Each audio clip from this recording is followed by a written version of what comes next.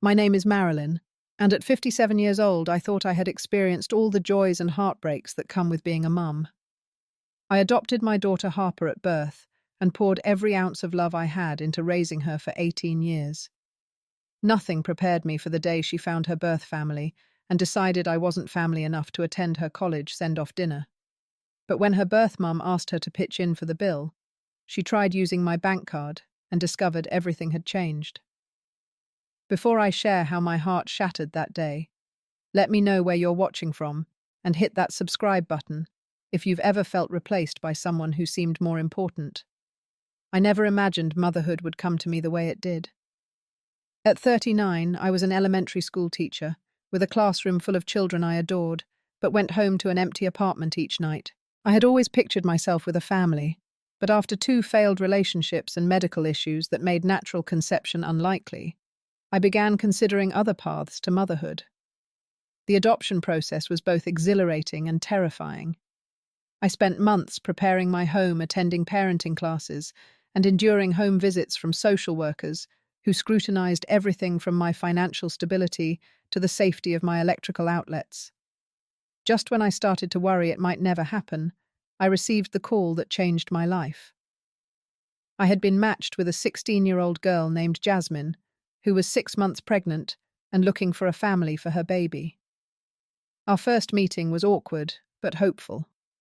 Jasmine was a beautiful teenager, with long, dark hair and intelligent eyes that seemed too old for her young face. She asked thoughtful questions about my life, my home, and how I planned to raise her child. By the end of our conversation, something had clicked between us, and 2 weeks later, she officially selected me to adopt her baby. The next 3 months flew by in a whirlwind of preparation. I transformed my home office into a nursery painting, the walls a soft yellow, since we didn't know if the baby would be a boy or girl. I attended every doctor's appointment, Jasmine allowed standing respectfully in the background, trying to balance my growing excitement with the awareness that this was an incredibly difficult time for her. When Jasmine went into labor 3 weeks early, she called me directly. I rushed to the hospital, heart pounding with a mixture of fear and anticipation. To my surprise and profound gratitude, she asked if I wanted to be in the delivery room. For 16 hours, I held her hand, wiped her forehead, and watched in awe as she brought my daughter into the world. Harper Rose entered my life at 6:15 in the morning, weighing 6 pounds and 4 ounces, with a head full of dark hair and lungs that announced her arrival with impressive volume.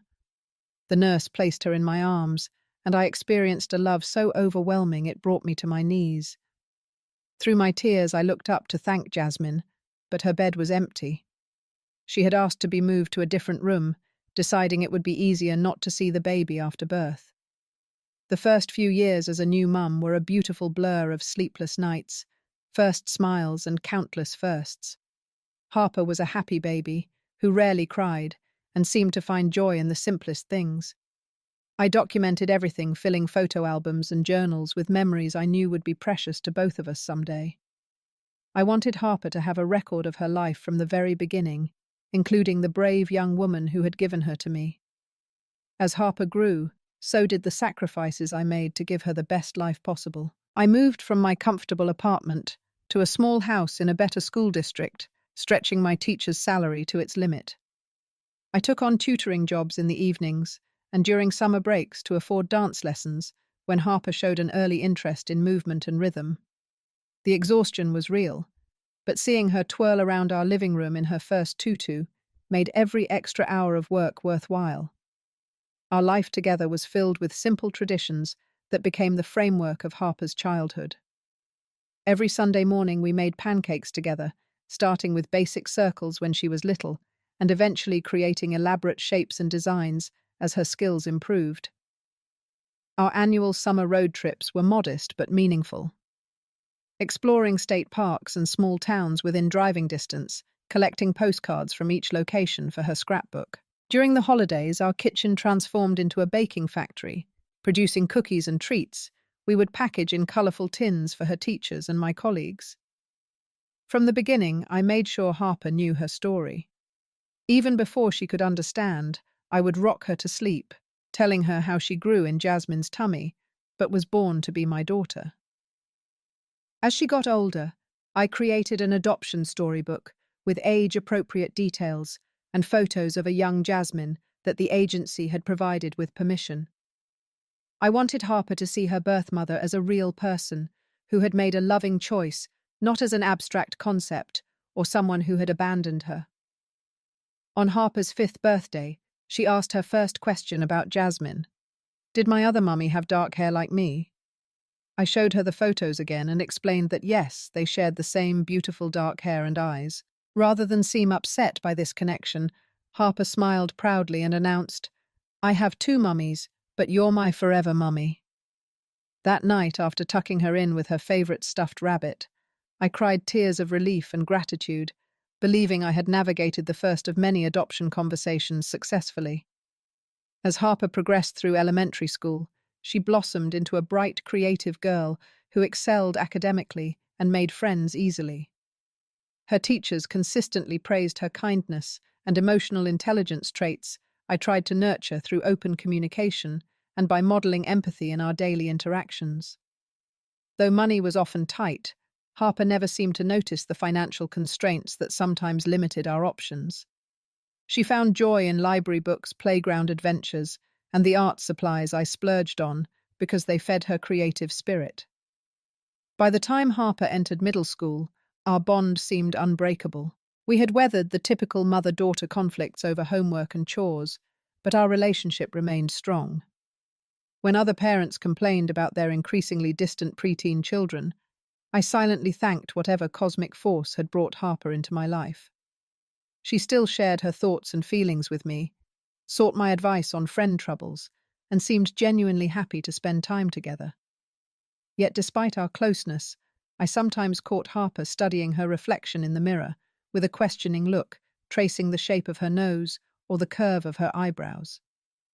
During these moments, I would gently remind her that I had a file with information about her birth parents that she could access whenever she felt ready. Each time she would smile and say, "I know, Mum, but I'm not ready yet." And each time I would experience a mixture of relief and apprehension, knowing that someday she would be ready and our relationship would enter uncharted territory. Looking back at those early years, I realize now how naive I was to think our foundation was strong enough to withstand any storm. I believed that my love, honesty, and unwavering presence in Harper's life had created an unbreakable bond.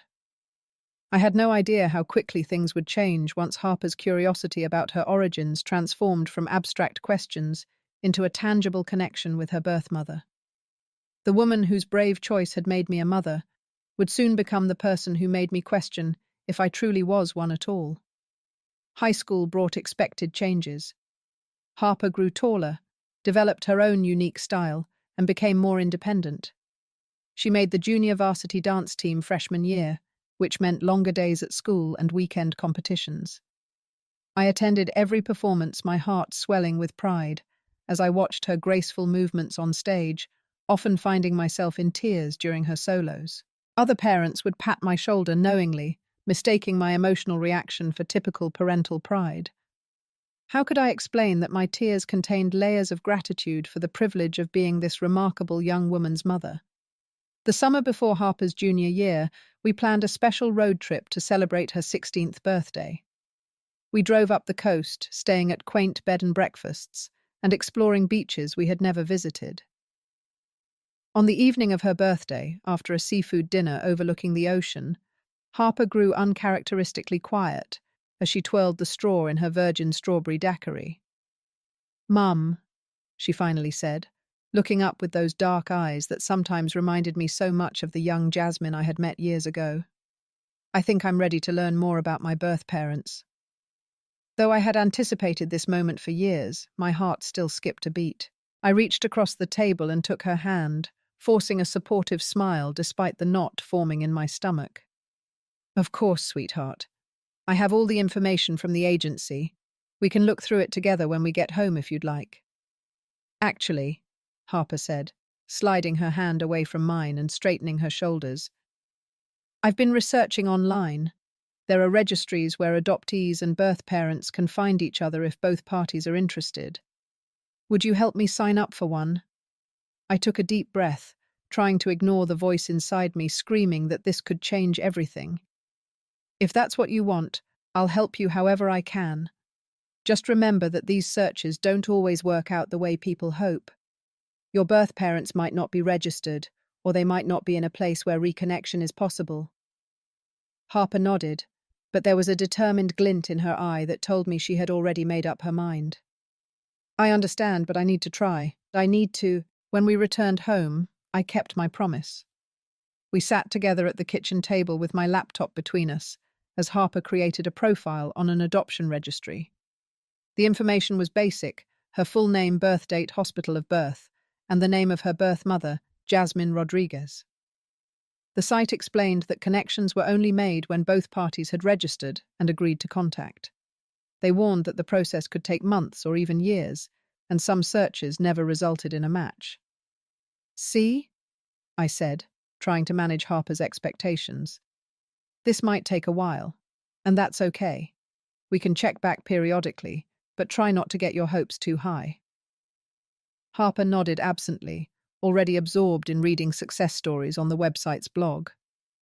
I closed the laptop and suggested we bake cookies, hoping to redirect her energy to one of our favorite shared activities. She agreed, but her enthusiasm seemed forced, as if her mind had already traveled to a place where I couldn't follow. To my surprise and secret dismay, we received an email from the registry just 3 weeks later. Jasmine Rodriguez had been looking for Harper too, and had registered several years earlier. The system had matched them immediately, and Jasmine had already agreed to contact. The registry provided her email address and phone number, leaving it up to Harper to decide how to proceed. When I shared the news, Harper's entire body seemed to vibrate with excitement. She paced our living room, alternating between nervous giggles and serious questions. Should she call or email? What should she say? What if Jasmine didn't like her? I suggested an email first, giving both of them time to process their thoughts before speaking directly. Harper agreed, and spent hours drafting and redrafting a message that struck the right balance between enthusiasm and restraint. The response came within hours. Jasmine was overjoyed to hear from Harper and suggested a video call that weekend. Our house buzzed with a strange energy as Saturday approached. Harper cleaned her room, changed outfits multiple times, and practiced what she might say. I tried to provide calm support while battling my own complex emotions. Would Jasmine judge the life I'd provided for our daughter? Would Harper find her birth mother more interesting, more accomplished, more worthy of her affection than me? As the scheduled time for the call approached, Harper asked nervously, "Mum, will you sit with me? At least at first." Relief washed over me. "Of course, sweetheart. I'll be right beside you for as long as you want me there." When the video connected, I found myself face to face with an older version of the teenage girl I had met 16 years ago.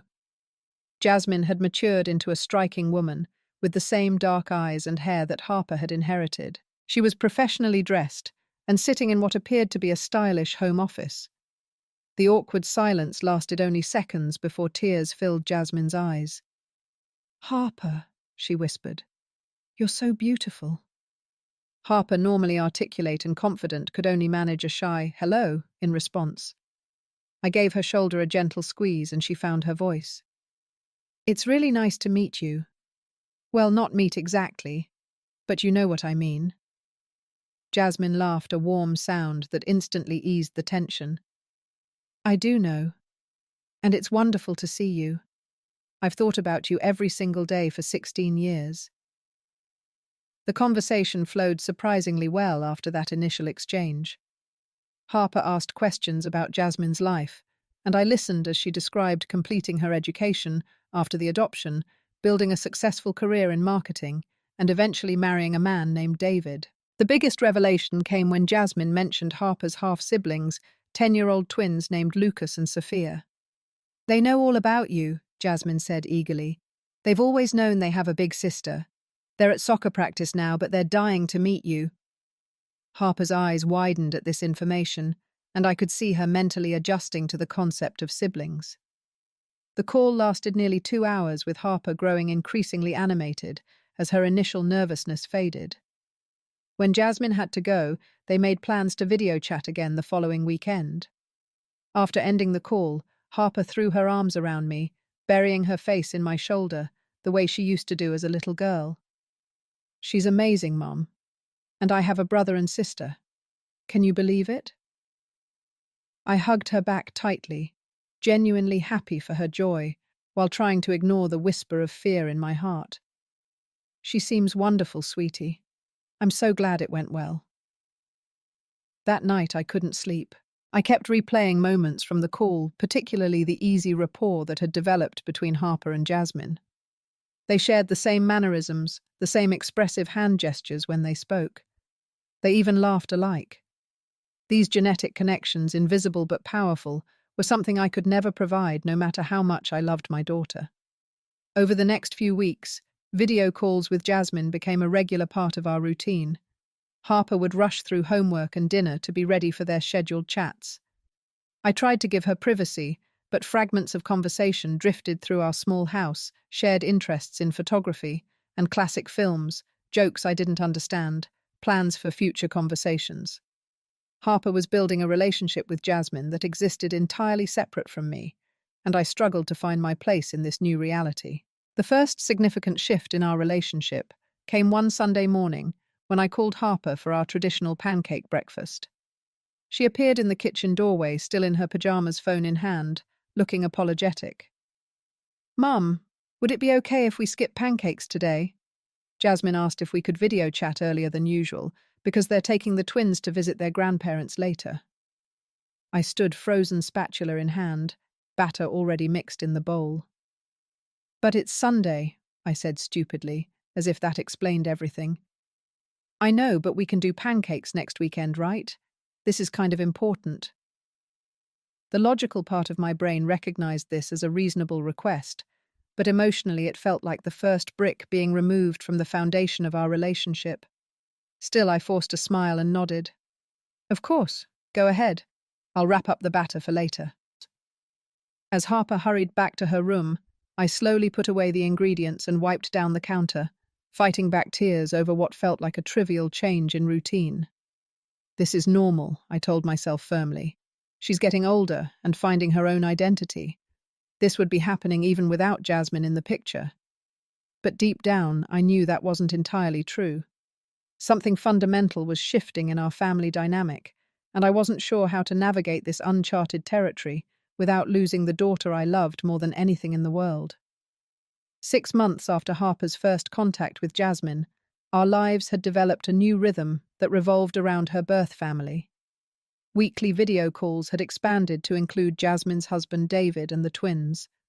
Harper had created a special album on her phone filled with screenshots from these calls, which she would scroll through during quiet moments with a soft smile on her face. I tried to share in her happiness, asking questions about the conversations and acknowledging the growing importance of these connections in her life.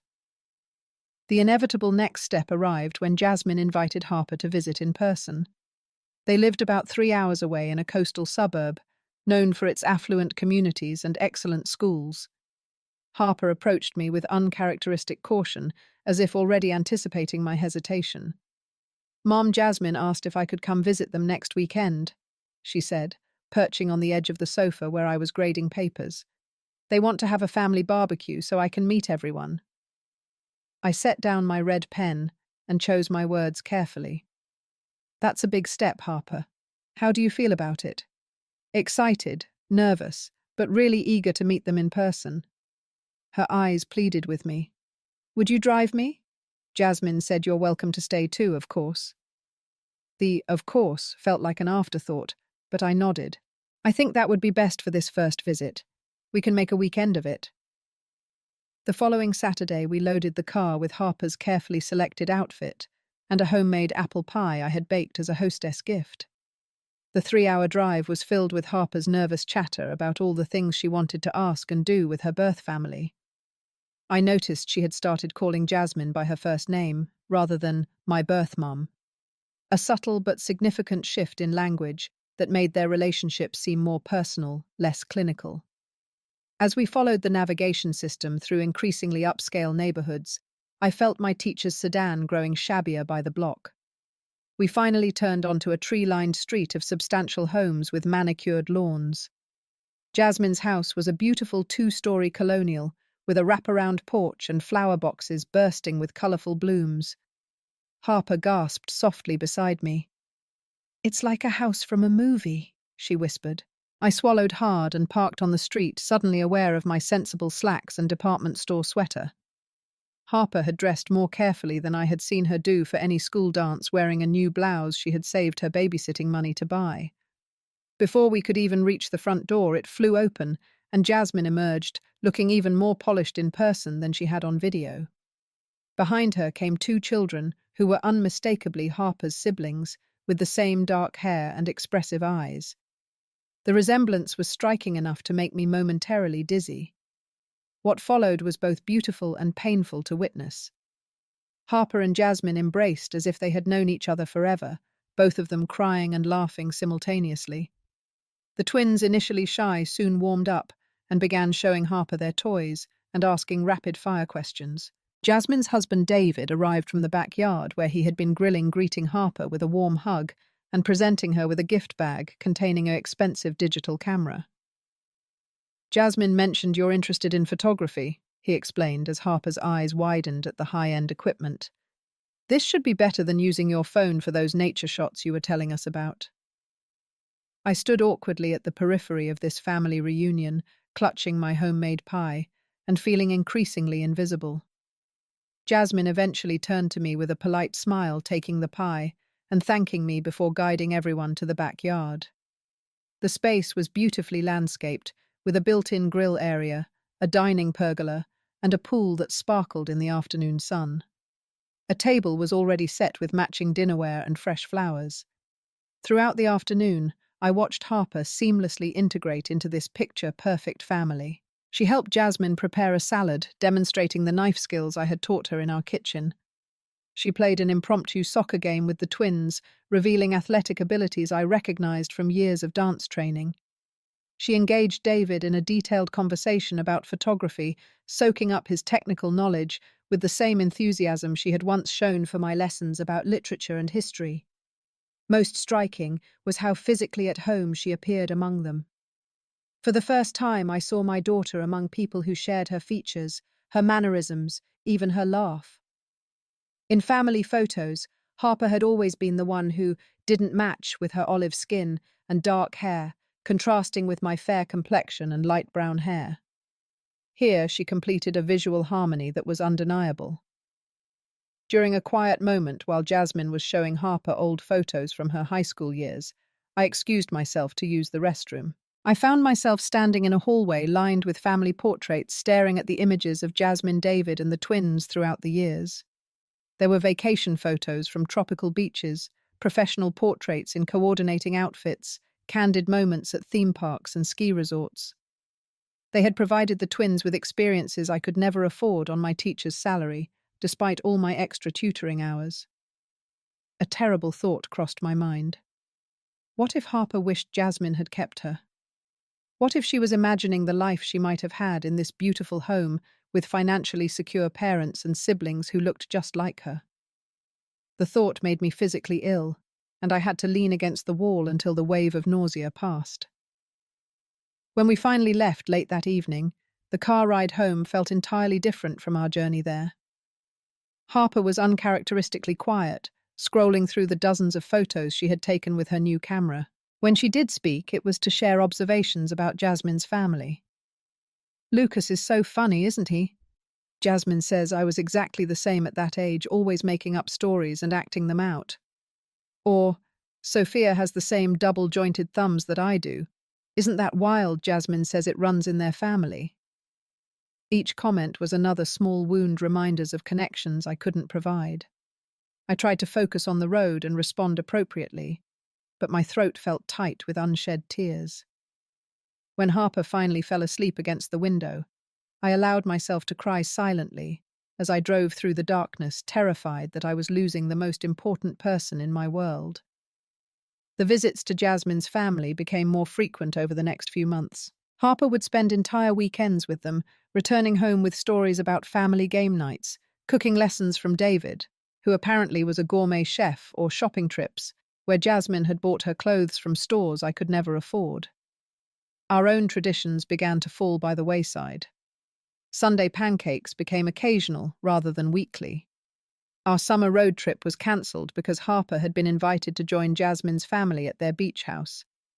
I tried to maintain our connection by suggesting mother-daughter activities, but Harper often declined, citing homework or plans to video chat with her half-siblings.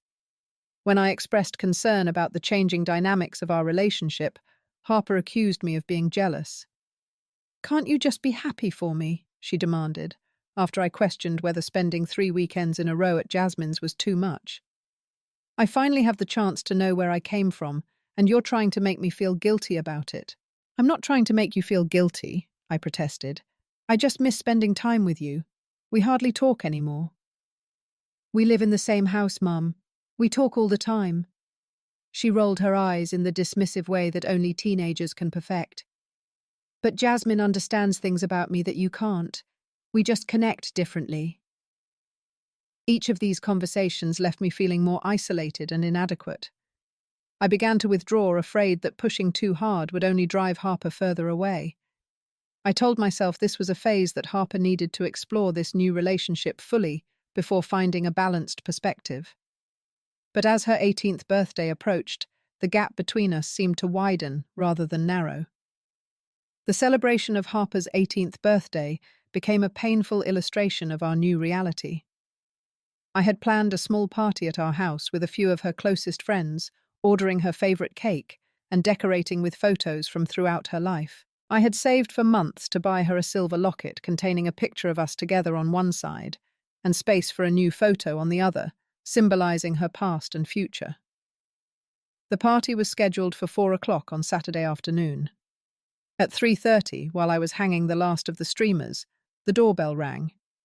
I opened it to find Jasmine, David, and the twins on our porch, arms laden with beautifully wrapped gifts. Jasmine looked momentarily surprised to see decorations behind me. "Oh, are you having a party?" Harper didn't mention it when she invited us over to give her our gifts. My stomach dropped. Harper hadn't told them about the party, which meant she hadn't expected them to stay. Before I could respond, Harper appeared behind me, beaming with excitement. "You're here." She hugged each of them, lingering longest with Jasmine. "Come in. Mom made snacks and my friends should be arriving soon." I stood back watching as they entered our modest living room, feeling the contrast between their designer clothes and our second-hand furniture more acutely than ever. David handed Harper a large box wrapped in silver paper with a perfect bow. "We wanted to get you something special for your 18th, he said warmly. Harper tore into the package and gasped, lifting out a top-of-the-line laptop. "This is the exact one I wanted for college." "How did you know?" "You mentioned it during our last video chat," Jasmine said, touching Harper's hair affectionately. "We thought it would be perfect for your photography and schoolwork." Harper's friends arrived soon after, and the party proceeded with cake and games. I noticed Harper showing off her new laptop, repeatedly explaining to everyone how her birth family had gotten her exactly what she needed for college. My silver locket, presented later with hands that trembled slightly, received a quick hug and thank you before being set aside for the more exciting gifts from friends. That night, after everyone had left, I was cleaning up the kitchen when I saw Harper's Instagram post about the day. "Finally had the birthday I always wanted, surrounded by all my family. Some connections you're born with, some you make along the way, but blood ties are pretty amazing. Thanks for the perfect gifts. At Jasmine Rodriguez and family hampered blessed # complete at last." The caption cut through me like a physical pain. Had she truly never felt complete with just me? Had 18 years of love and sacrifice meant so little that she could dismiss our life together so easily? I sat down at the kitchen table and cried in a way I hadn't allowed myself to do since those early days of motherhood, when I was overwhelmed and uncertain. But this time there was no baby to remind me why the struggle was worthwhile, only the echoing silence of a house that no longer felt like enough. As Harper's senior year progressed, the distance between us continued to grow. She was accepted to several colleges, and chose one just 20 minutes from Jasmine's home, 3 hours away from me. When I expressed my concern about the distance, Harper looked genuinely puzzled. "I thought you'd be happy I got into such a good school," she said. "Besides, having family nearby will make the transition easier." Family nearby.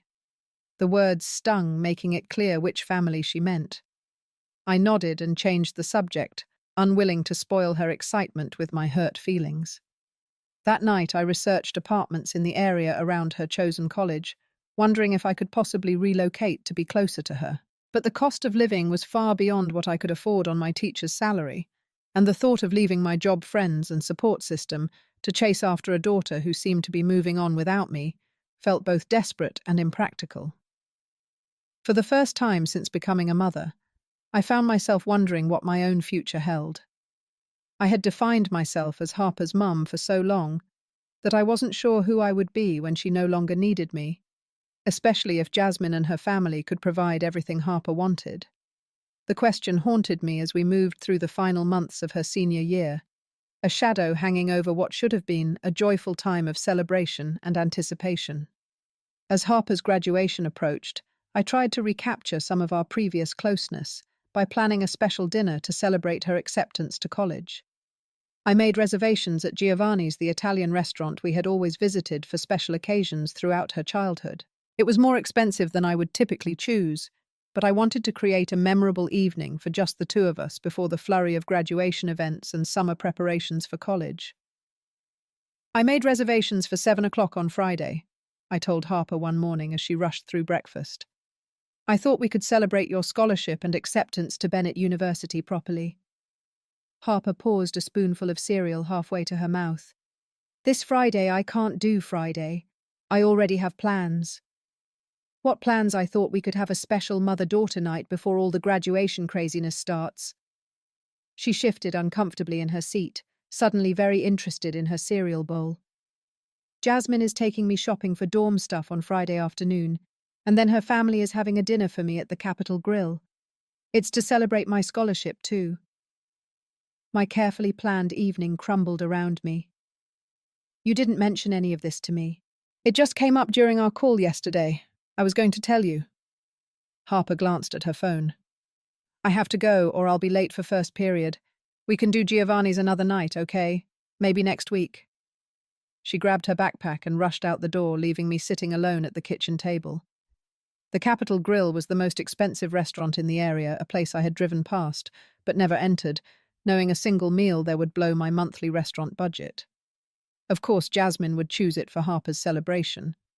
Of course, she would plan a shopping trip beforehand, probably with a generous budget for high-end items I couldn't afford. I cancelled my Giovanni's reservation and tried to adjust my expectations. At least Harper had suggested rescheduling. Maybe we could still have our special evening the following week, even if it would now feel like an afterthought compared to Jasmine's elaborate celebration. 2 days later, I was folding laundry in the living room when Harper arrived home from school, scrolling through her phone with an excited expression. She flopped onto the sofa beside the clean clothes I was sorting.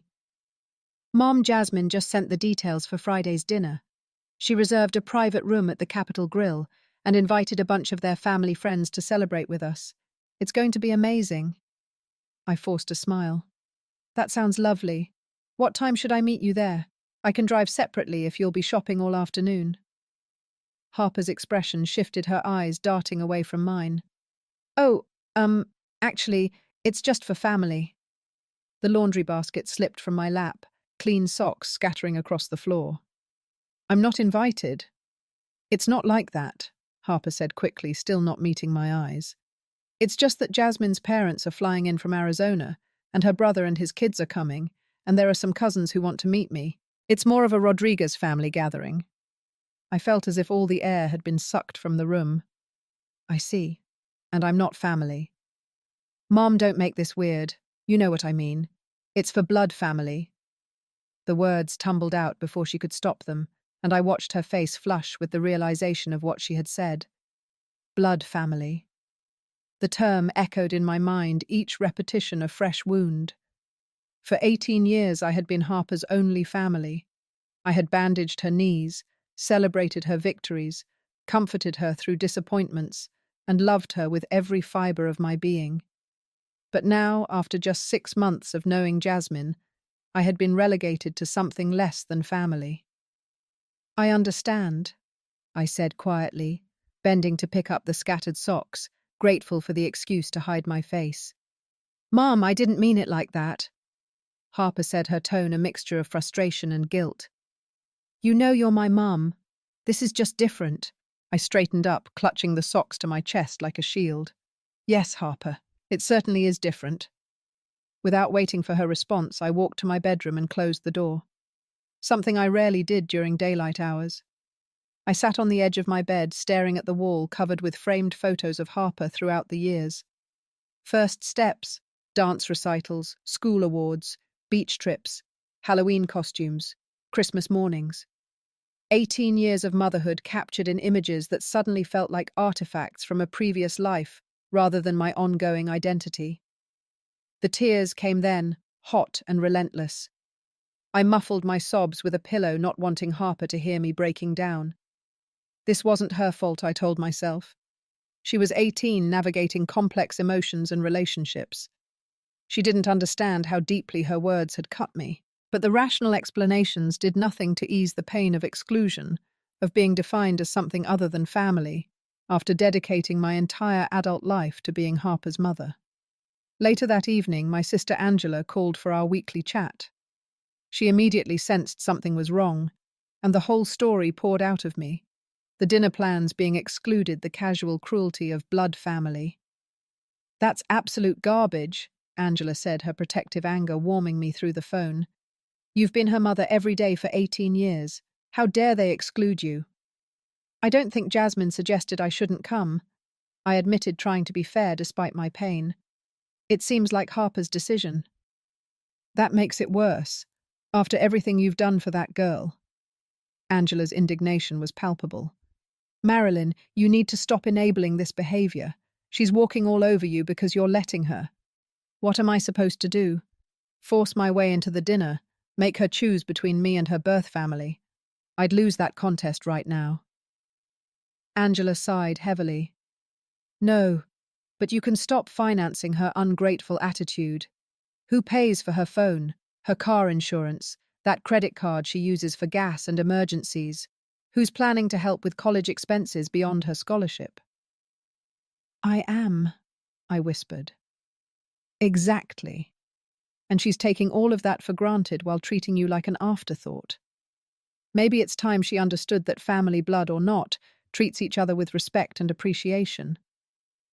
Angela's words resonated with a part of me I had been suppressing since Jasmine entered our lives, the part that felt increasingly used and undervalued by my daughter. I had been so afraid of losing Harper that I had accepted behavior I would never have tolerated before making excuses for her dismissiveness and emotional distance. My sister was right. This couldn't continue. After our call ended, I sat at my kitchen table with my laptop logged into my online banking account and stared at the screen. Harper had a supplemental credit card connected to my account for gas, school supplies, and occasional meals out with friends. I had always monitored her spending carefully, and she had generally been responsible with the privilege. But increasingly, the charges included expensive coffees, clothing items, and meals on the weekends she spent with Jasmine's family, almost as if she were trying to keep up with their more affluent lifestyle. With a deep breath, I navigated to the card management section and suspended Harper's card. Then I changed the password on the online banking account, removing her access to view or transfer funds. These were small actions, but they represented a significant shift in our relationship. For the first time, I was prioritizing my own emotional well-being over Harper's convenience and desires.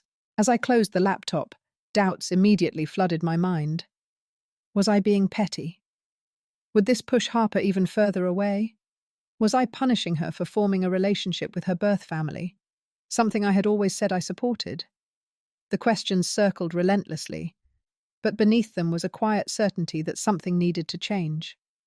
I had spent 18 years teaching Harper about respect, kindness, and gratitude. It was time she applied those lessons to our relationship.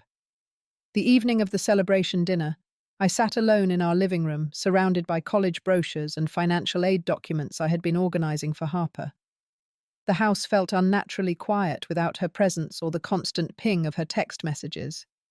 She had left early that afternoon for shopping with Jasmine, dressed in her nicest outfit, practically vibrating with excitement. To distract myself, I began looking through a box of Harper's baby things I had recently rediscovered while cleaning out the hall closet. Her tiny first shoes, the blanket she had come home from the hospital, in carefully preserved handprints in clay from preschool. Each item held memories of our life together, evidence of the family we had been before Jasmine re-entered the picture. At the bottom of the box was the adoption storybook I had created when Harper was small. I opened it carefully, turning pages that showed a young Jasmine baby, Harper and me, at different stages of our journey together. I had written simple text, explaining adoption in terms a child could understand, emphasizing how much both her birth mother and I loved her. The final page held a message I had written with such hope and certainty. Families are built with love, not just DNA. You will always be my daughter, and I will always be your mum. I closed the book and held it to my chest, wondering if those words still held true, or if they had been rewritten by recent events.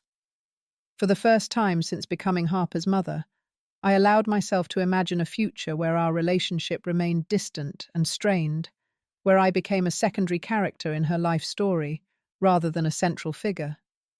The thought was almost unbearable, but I forced myself to face it. If that was to be my reality, I would need to rebuild my own identity beyond being Harper's mum. As the evening hours stretched on, I tried not to imagine the celebration happening without me, the toasts being made, the gifts being opened, the family connections being strengthened, while I sat excluded and forgotten. Instead, I put away the baby mementos, made myself a cup of tea, and opened a novel I had been meaning to read for months. Small acts of self-care Angela would approve, I thought ruefully. Baby steps toward whatever my future held. The phone rang just after 9:30 that evening. Harper's custom ringtone startling me from my book. I hesitated before answering, unsure of what to expect. "Hello? Mum?" Harper's voice sounded strained. "Is something wrong with your bank account? Not, 'How are you?' or 'The dinner was lovely,' or any of the social niceties I had raised her to observe. Just straight to the problem affecting her. "No, there's nothing wrong with my account," I said carefully. "Why do you ask?" "My card was declined. I tried to pay for my portion of the dinner and it didn't work. It was so embarrassing." Her voice rose with indignation. "Your portion of the dinner?" I repeated, confused. "I thought this was a celebration Jasmine was hosting for you." "Well, yeah, but at the end she asked if I could contribute for my meal and the 2 mocktails I ordered since they were really expensive. The total came to almost $90 with tax and tip, and when I tried to use your card, the waiter came back and said it was declined." I closed my eyes, absorbing this new information. Jasmine had invited Harper to a celebration at an upscale restaurant, then asked her to pay for her own meal. And Harper had automatically assumed she could put it on my credit card without even asking. "I suspended your supplemental card yesterday," I said, keeping my voice even. "And I changed the online banking password." "You what?" Harper's shock was evident. "Why would you do that without telling me? Why would you assume you could charge $90 to my account without asking me first?" I countered. "Especially for an event I wasn't welcome to attend." A beat of silence followed before Harper's voice returned defensive and angry. "I can't believe you're being like this. You're punishing me for spending time with my birth family, aren't you?" The accusation stung, but I had anticipated it. "No, Harper. I'm establishing a boundary. I thought it was a family dinner Jasmine was hosting for you.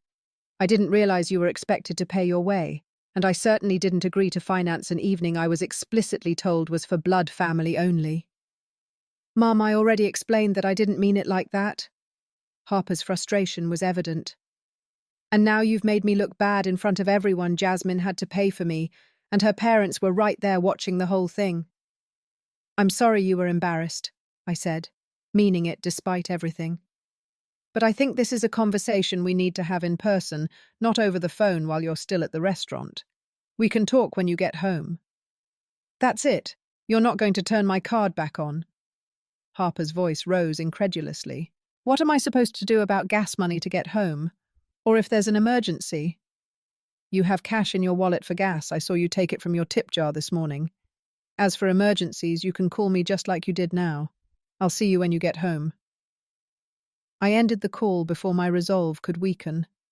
Almost immediately, my phone began buzzing with text notifications.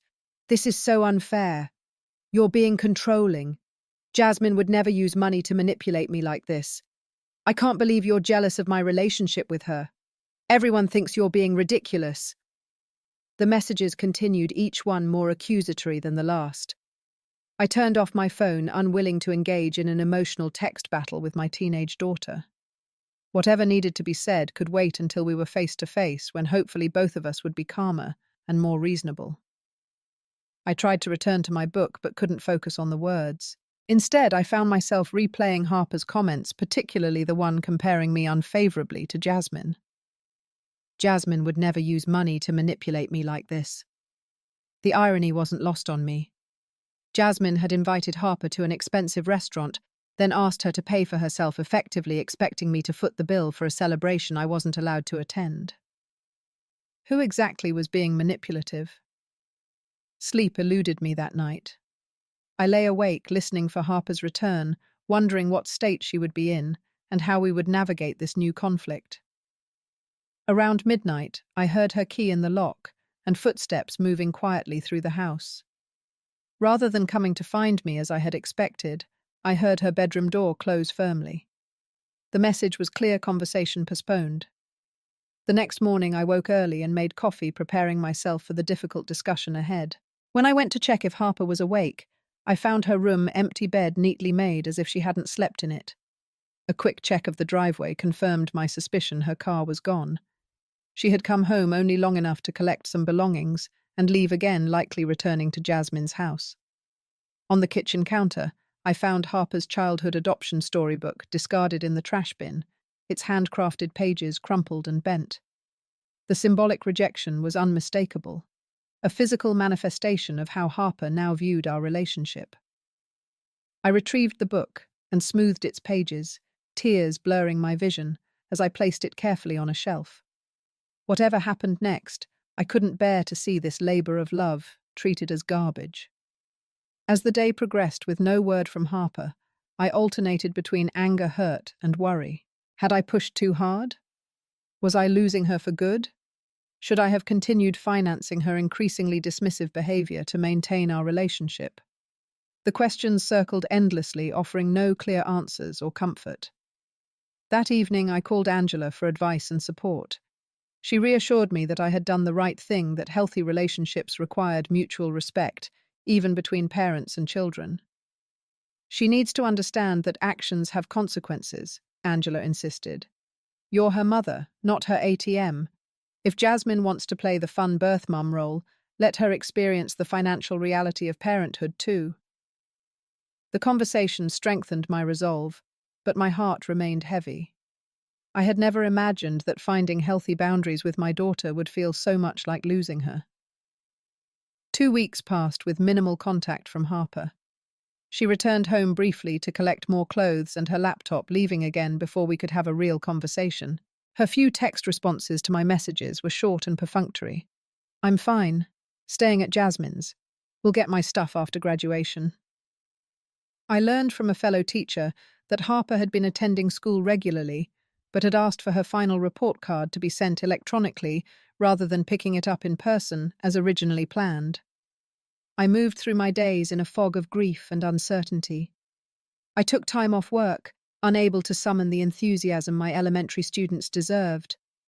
My principal was understanding, aware of the general situation, if not the specific details. Family matters, I explained vaguely, and she nodded with sympathy, assigning a substitute for the remaining weeks of the school year. Alone in the house that had once felt full of life and love, I alternated between despair and anger. Some moments I would find myself in Harper's room, touching her abandoned belongings and crying for the relationship we seemed to have lost. Other times, indignation would take over, fueling cleaning sprees and organizational projects, as I channeled my emotions into physical activity. I donated clothes I hadn't worn in years, rearranged furniture, and scrubbed baseboards with unnecessary vigor, as if I could somehow scrub away the pain along with the dust. On a rainy Wednesday afternoon, the doorbell rang unexpectedly. When I opened it, the last person I expected to see was standing on my porch, Jasmine Rodriguez, looking uncharacteristically nervous, in a simple sweater and jeans, rather than her usual polished appearance. "Marilyn," she said softly, "may I come in? I think we need to talk." Shock momentarily rendered me speechless. I stepped back wordlessly, gesturing for her to enter. We stood awkwardly in my living room, the space suddenly feeling shabby and inadequate compared to her elegant home. "Would you like some coffee?" I offered, automatically falling back on basic hospitality to buy time, while my mind raced with questions and suspicions. "That would be nice, thank you." In the kitchen, I moved mechanically through the familiar ritual of coffee preparation, grateful for the moment to collect my thoughts. When I returned with 2 mugs, Jasmine was studying the framed photos on my mantel, many featuring Harper at various ages. "You've given her a beautiful life," she said, accepting the coffee with a small smile. "I've always known that, even before we connected." "Have you?" I couldn't keep the edge from my voice. "It seems like you've been eager to show her how much better her life could have been with you." Jasmine winced, sitting down on the edge of my sofa. "I deserve that. And I owe you an apology, Marilyn. I've handled this situation poorly, and I think I've contributed to Harper's difficult behavior recently." The admission surprised me. I sat in the armchair across from her, cradling my coffee mug like a shield. "Go on." "When Harper first contacted me, I was overwhelmed with emotion," Jasmine explained, her eyes fixed on her coffee rather than meeting mine. "I'd imagined this moment for 18 years, wondering who she had become, if she was happy, if she would ever want to know me. When it actually happened, I got caught up in a fantasy of reclaiming my daughter without considering what that might mean for you, or even what it might do to Harper." She took a sip of coffee before continuing. "The truth is, I've been indulging her, buying her things, planning special outings, letting her experience the fun parts of family without any of the responsibility or reality. It wasn't intentional, at least not consciously, but I think I was trying to make up for 18 years of absence in 6 months of extravagance." "And the dinner?" I couldn't help asking. "The one I wasn't invited to?"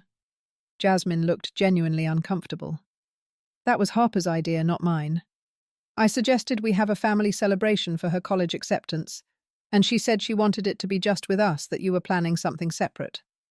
I should have questioned it, especially when she invited so many of our extended family members.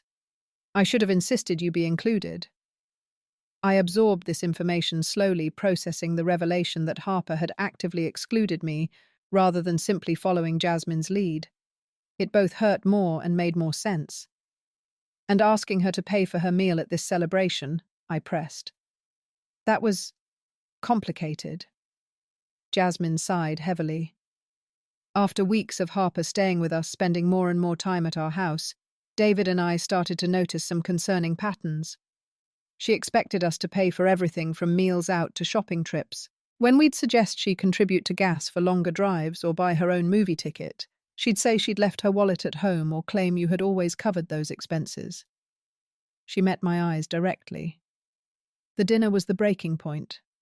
Harper ordered the most expensive items on the menu, added specialty drinks, and then simply assumed we would pay for everything, despite the fact that we had already given her the laptop as a gift. When the bill came, I suggested she contribute toward her portion, thinking it was reasonable given how much time she'd been spending with us. That's when she tried to use your card. My mind was reeling. "She told me you invited her to the dinner, then asked her to pay her own way." Jasmine shook her head. "That's not exactly how it happened. The dinner was my treat, but her behavior throughout it was entitled. She was showing off for my parents, ordering extra items, acting as if money was no object. I thought having her contribute would be a small lesson in consideration.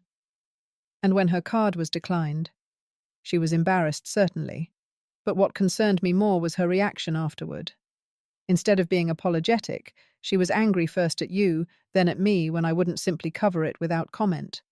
She accused me of being just like you, trying to control her with money. Jasmine's expression was troubled. That's when I started to see what might be happening between the three of us. I set my coffee down, suddenly exhausted. She's been playing us against each other.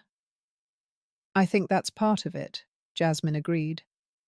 But I also think she's an 18-year-old girl who suddenly has two mothers after a lifetime of one, and she's not handling it well. She's taking advantage of both of us in different ways. The realization should have been obvious sooner. Harper had been leveraging her new relationship with Jasmine to extract maximum benefits from both of us, manipulating our insecurities and desires to be important in her life. Jasmine wanted to be the fun mum who gave Harper everything she had missed for 18 years. I wanted to remain relevant in Harper's life and was afraid of enforcing boundaries that might push her away. She's been staying with us for the past 2 weeks, Jasmine continued, but things have been tense. She expects to be treated like a guest rather than a family member. She doesn't help with chores, complains when we can't drive her somewhere immediately, and has been surprisingly dismissive toward the twins when they want her attention. Last night she announced that she expects us to furnish her dorm room entirely, since in her words, "You owe me for all the birthdays you missed." I couldn't help the small, bitter laugh that escaped me. "And what did you say to that?" "I told her that's not how family works," Jasmine replied firmly. "That I love her and want to support her, but that respect and consideration have to go both ways." She didn't take it well. She's currently not speaking to either me or David. We sat in silence for a moment, two mothers united in concern over the young woman we both loved. "What do we do now?" I finally asked. "I think we need to present a united front," Jasmine suggested. "Stop letting her manipulate us by playing on our different insecurities. Set clear expectations about respect, responsibility, and relationships. And if she pushes back, if she refuses," Jasmine's expression was resolute, "then we let her experience the natural consequences of her choices. College is expensive. Life is expensive. If she wants independence without responsibility, she'll discover quickly how unrealistic that is." As we continued talking, a tentative alliance formed between us. We exchanged phone numbers and agreed to communicate directly, rather than relying on Harper's version of events. We discussed financial boundaries for college, deciding what each of us was willing and able to contribute. Most importantly, we acknowledged our different but equally valid roles in Harper's life. "You're her mother in all the ways that truly matter," Jasmine said as she prepared to leave. "I gave birth to her, but you raised her, loved her, shaped her into the person she is. I don't want to replace you. I just want to be part of her life too." For the first time since Harper had found Jasmine, I felt a weight lift from my shoulders. I wasn't alone in this struggle, and I wasn't crazy for feeling hurt by Harper's behavior. As I watched Jasmine drive away, I realized that the woman I had feared might replace me could actually become an unexpected ally in helping Harper grow into a responsible, considerate adult. That evening, I did something I hadn't done in weeks. I called my book club and asked if I could rejoin their monthly meetings. I texted friends I had been avoiding, suggesting coffee dates and walks. I signed up for a summer photography class at the community center, something I had always wanted to try but had never prioritized. Small steps toward rebuilding my life beyond my identity as Harper's mum. When my phone buzzed with a text from Harper 3 days later, I was prepared for another demand or accusation. Instead, I found a simple message. "The cafeteria is closed for renovations this weekend. I don't have any food. Can you help?" I read the message several times, noting what wasn't there. No apology, no acknowledgement of our conflict, just an expectation that I would solve her problem. In the past, I would have immediately sent money or driven to her with groceries. This time I took a deep breath and typed, "I'm sorry to hear that. What solutions have you considered?" Her response was predictably indignant. "Are you serious? I just told you I have no food." "Yes, I understood that part. I'm asking what ideas you've come up with to address the situation." The typing bubbles appeared and disappeared several times before her next message arrived. I guess I could ask Jasmine, but she's been weird lately too. By weird, do you mean she's also expecting you to problem solve rather than just providing whatever you ask for? No response for nearly an hour. Then finally, you're both being unfair. I composed my reply carefully. Harper, I love you more than anything in this world. I always have and always will. But love isn't the same as enabling behavior that isn't good for you. I'm happy to help you, but that help will look different now that you're an adult. If you'd like to discuss this in person, I'm here. My door is always open to you. Another long silence followed before the simplest of replies. Fine. It wasn't a resolution or a reconciliation, but it was a start. A tiny crack in the wall of entitlement and manipulation that had been building between us. As I set my phone aside, I felt something I hadn't experienced in months: hope. The weeks following my conversation with Jasmine brought gradual, hesitant changes to my relationship with Harper. She didn't immediately return home or offer a heartfelt apology, but small shifts suggested she was reconsidering her approach. Her text messages became less demanding and more informative. She began occasionally asking how I was doing, rather than only contacting me when she needed something. Thanksgiving arrived with uncertainty hanging in the air. Traditionally, we would have hosted my sister Angela and her family, continuing traditions established throughout Harper's childhood. This year I didn't know what to expect. I made tentative plans with Angela, unsure if Harper would join us or choose to spend the holiday with Jasmine's family instead. 3 days before Thanksgiving, I received a surprising text from Harper. The dining hall closes Wednesday. Is it okay if I come home? The phrasing was telling. Not, I want to come home for Thanksgiving, or I miss you and want to see you, but a practical consideration about dining hall closures. Still, it was an opening, and I responded warmly. Of course. Your home is always your home. Angela and the kids are coming Thursday.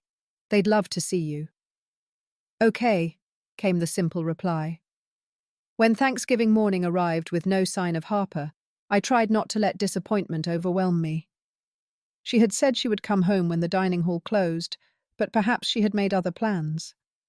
Perhaps Jasmine had invited her for the holiday after all. I busied myself with preparation, peeling potatoes and rolling out pie crust with more force than necessary. Angela arrived with her husband and children around noon, bringing side dishes and concerned glances when she realized Harper wasn't there. Has she been in touch at all? She asked quietly, while the others watched the parade in the living room. She said she might come, but I haven't heard from her since. I kept my tone casual, unwilling to let sadness overtake the holiday. It's fine. We'll have plenty of leftovers. We were just setting the table when the doorbell rang. I opened it to find Harper standing there looking thinner than when I had last seen her, dark circles under her eyes, suggesting she hadn't been sleeping well. She wore jeans and a simple sweater, rather than the stylish outfits she had favored in recent months. Hi, Mum, she said softly. Sorry I'm late. The simple greeting nearly undid me. It had been so long since she had called me Mum, without it being followed by a request or complaint. I pulled her into a hug, half expecting her to stiffen or pull away, but she leaned into the embrace, her body seeming to sag with relief. You're just in time, I said, leading her inside, where excited greetings from her cousins and aunt created a momentary buffer against the emotional undercurrents between us. Throughout the meal, Harper was quieter than usual, responding to questions about college with brief answers, offering to help serve and clear dishes without being asked. After dessert, while Angela's family was engaged in their traditional post-meal board game, Harper gestured toward the back porch. Can we talk for a minute? We sat on the porch swing that had been the site of so many conversations throughout her childhood, from discussions about school problems to early boy troubles to college application anxieties. The familiar creaking as we gently swung created a soothing backdrop to the difficult conversation ahead. I've been staying on campus. Harper began, looking at her hands rather than at me. Most of the other students went home for the break, but I couldn't decide where to go. What do you mean? I asked gently. Jasmine invited me for Thanksgiving, but things have been weird between us lately. She and David keep talking about boundaries and mutual respect. When I asked if I could stay with them next summer rent-free, they said we would need to discuss expectations and my contribution to the household. Her tone suggested this was unreasonable, but I noticed a new uncertainty in her expression. That sounds like they're treating you like an adult family member rather than a guest, I observed neutrally. Harper sighed heavily. I guess. But it's not what I expected. When I found Jasmine, I thought... She trailed off, seeming embarrassed by what she had been about to admit. You thought what? I thought I'd finally found the perfect family, she whispered. In her photos, everything looked so ideal. The beautiful house, the successful career, the perfect husband and kids. When she told me how she'd always regretted giving me up, how she'd thought about me every day, I imagined that if she had kept me, my life would have been more. Better clothes, nicer vacations, fancier schools. The painful honesty struck me like a physical blow, but I forced myself to listen without interrupting. But the longer I stayed with them, the more I realized their life isn't perfect either. They argue about money sometimes. The twins fight constantly. David works late a lot, and Jasmine gets annoyed about it. And they expected me to follow their house rules, help with chores, be responsible for my things. She looked up at me with confusion in her eyes. It wasn't what I thought finding my birth family would be like. What did you think it would be like? I asked, genuinely curious about the fantasy she had constructed. I thought it would fill this hole I didn't even know was there until I saw Jasmine's photo, Harper admitted. I've always known I was adopted, but suddenly seeing someone who looked like me, who shared my DNA, it made me question everything. Who I am, where I belong, what my life could have been. I thought being with them would answer all these questions I never knew I had. And did it? Not really. It just created new questions. Harper's voice cracked slightly. And I hurt you in the process. I said and did things that were awful. I don't know why I treated you that way after everything you've done for me. It wasn't quite an apology, but it was an acknowledgement which felt like significant progress. I reached for her hand, and she let me take it, our fingers intertwining as they had countless times throughout her childhood. Finding your identity is complicated for everyone, I said carefully. Adding adoption to that journey makes it even more complex. You had every right to want to know Jasmine and build a relationship with her. I just wished we could have maintained our relationship too, rather than it feeling like you were replacing me. I wasn't trying to replace you, Harper protested, then paused, reconsidering. Or maybe I was in some ways. It felt easier to focus on this new, exciting relationship than to deal with the complicated feelings I was having about you, about being adopted, about everything. We sat in silence for a moment, the swing creaking gently beneath us. Inside, I could hear Angela's children laughing at some moment in their game, the sound of normal family life continuing, despite our intense conversation outside. I found the adoption book in the trash, I said finally. The one I made for you when you were little. Harper's face flushed with shame. I was angry that night. After the dinner when my card didn't work, I felt humiliated. Jasmine had to pay for me and her parents were watching and I just wanted to hurt you back. It was childish and mean. It was... I agreed, not sugarcoating the truth. And it worked. Finding something I had made with so much love treated like garbage was deeply painful. Tears welled in Harper's eyes. I'm sorry, Mum. I really am.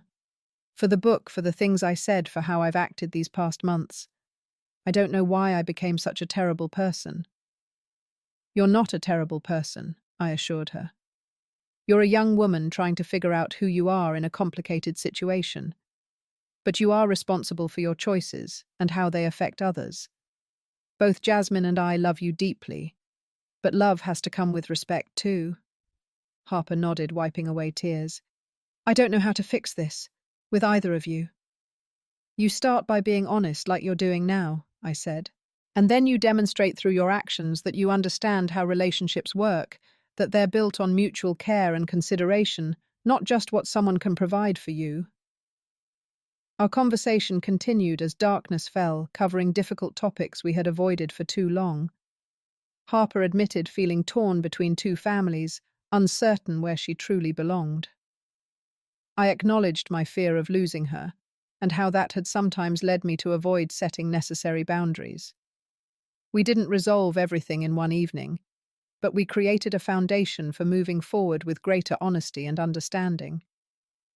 When Harper asked if she could stay for the rest of the break, I welcomed her home without hesitation. The days that followed weren't perfect, but they felt genuine in a way our interactions hadn't been for months. We cooked together, watched movies, and gradually re-established the comfortable patterns that had defined our relationship before Jasmine entered the picture. Before returning to campus, Harper asked if she could invite Jasmine for coffee at our house, a small but significant gesture toward creating a more balanced relationship between all of us. The meeting was initially awkward, but ultimately productive, establishing clearer expectations about communication and boundaries, as we all navigated this unconventional family structure. As Harper's freshman year progressed, our relationship continued to evolve. The entitled behavior that had characterized her senior year of high school gradually faded, replaced by a more mature appreciation for both her mother's and the different roles we played in her life. She began dividing holidays between us, spending Thanksgiving at home with me and Christmas with Jasmine's family. By the time sophomore year family weekend arrived, we had established a new tradition: monthly dinners with all three of us, sometimes including David and the twins as well. These gatherings were occasionally tense, but increasingly comfortable, as we found our rhythm as an expanded family unit. Standing together at Harper's photography exhibition during that family weekend, Jasmine and I shared a knowing look as our daughter proudly showed us her work, explaining techniques she had learned using the camera David had given her and concepts from the photography class I had encouraged her to take. In that moment, I realized we had both contributed to the remarkable young woman she was becoming, in different but equally valuable ways. Later that evening, as we walked across the moonlit campus after dinner, Harper linked her arms through both mine and Jasmine's. "I'm really lucky, you know," she said unexpectedly. "Most people only get one mum. I have two who love me enough to put up with me at my absolute worst and still want the best for me." "That's what mothers do," Jasmine replied, smiling across at me. "The good ones, anyway," I agreed, squeezing Harper's arm. The journey hadn't been easy, and I knew we would face more challenges as Harper continued to grow and our unusual family dynamic evolved. But the painful lessons of the past year had brought us to a healthier place, one where love was balanced with respect, and where family was defined not by blood or legal documents, but by the daily choice to show up for one another, even when it was difficult. Blood makes you related, but love and respect make you family. Sometimes the hardest lesson to teach our children is that love without boundaries isn't love at all. It's just permission to be selfish. Today, my daughter finally understands the difference. What matters isn't who gave birth to you, but who shows up for you and who you show up for in return. Have you ever had to rebuild a relationship with someone you love after it was damaged? What did you learn from that experience? I'd love to hear your stories in the comments below. If this resonated with you, please like and subscribe to hear more stories about navigating complex family relationships. Thank you for listening to my journey, and remember that sometimes the most painful moments in our lives can lead to the most beautiful growth. Take care of yourselves and the relationships that matter most to you.